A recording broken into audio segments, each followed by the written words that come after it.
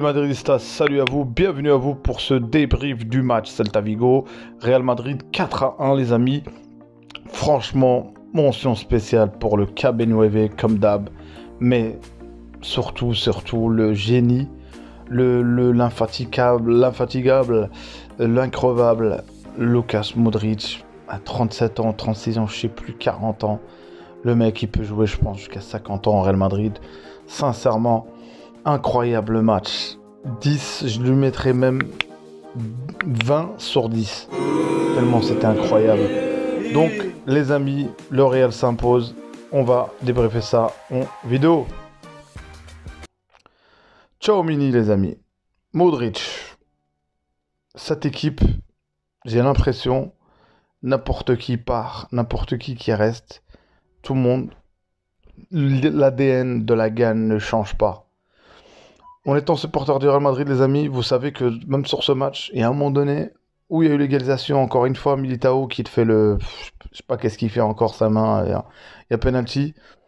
Et là, à ce moment-là, on voyait que le Celta Vigo poussait. Je disais, bah, qu'est-ce qui se passe? On est là, on va se dire, oh, ça y est, Mansane, il y aura Walou, nada, on va rien gagner.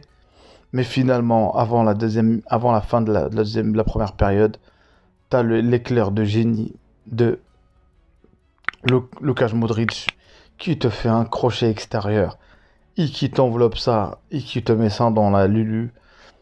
Franchement, incroyable. Et ce but-là, je pense que cette lumière-là, il était déjà avant même qu'il mette le but Modric, avec la combinaison avec Benzema, c'était déjà, on voyait déjà il y avait on voyait qu'il était en forme, en tout cas sur ce match aujourd'hui, qui était plus que d'habitude. Malgré que d'habitude, même le niveau moyen de Modric, ça reste quand même du haut niveau, les amis. Et il y avait surtout sur la première mi-temps, le problème, c'est que le Real n'arrivait pas, et surtout, il y avait un joueur en particulier qui, je trouvais qu'il avait mal géré sa première mi-temps, c'est Valverde.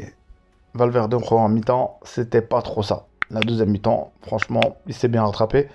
Mais, donc, on sort avec 2-1, encore une fois, le Real. À la mi-temps, le Real met 2-1, en sachant que KB9 l'a pas fait, voilà, mais c'était là, en sachant que Vinicius, qui nous faisait un peu, voilà, il pensait un peu à quelques années de ça, bah, il y a 2 ans, oui, il faisait un peu, il avançait, il n'arrivait pas.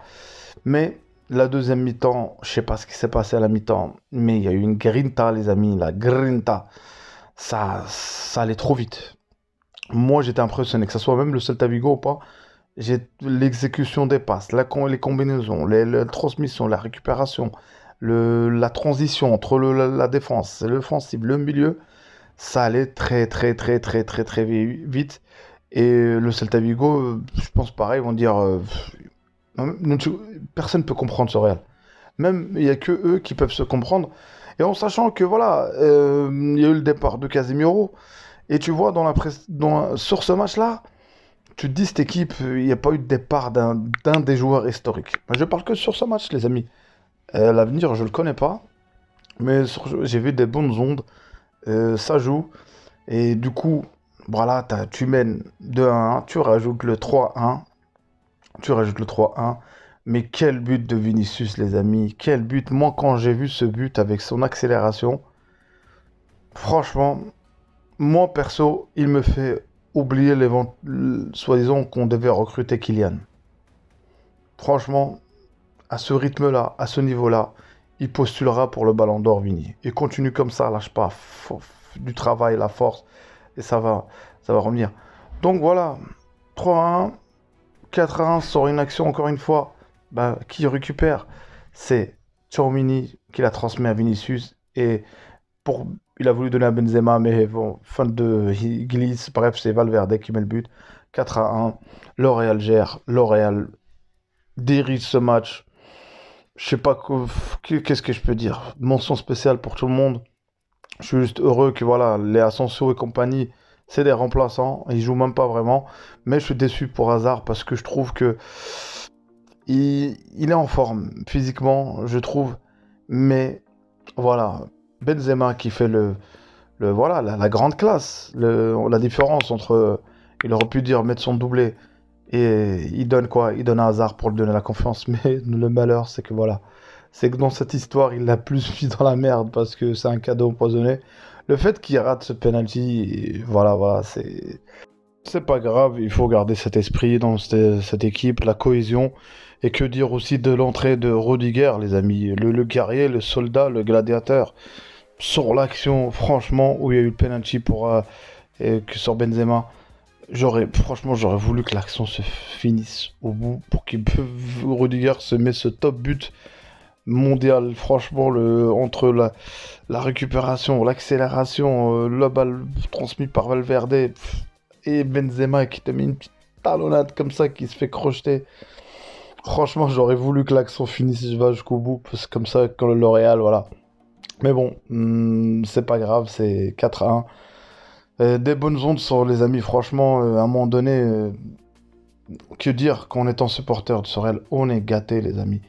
Il faut remercier ces joueurs parce que venir dans ce club, la culture de la gagne, on a l'impression, on se répète à chaque fois avec Madrid. Là, c'est le début, 2 victoires à l'extérieur, je crois encore un match à l'extérieur. Je sais pas pourquoi on joue à l'extérieur, mais je pense que c'est par rapport aux travaux qu'il y a au Bernabeu, je pense.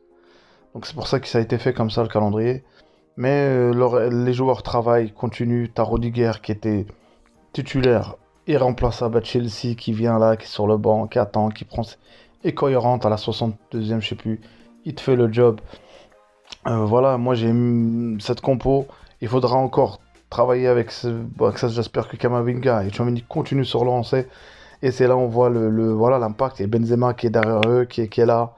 Et ça joue aussi, je pense, l'impact que ça a.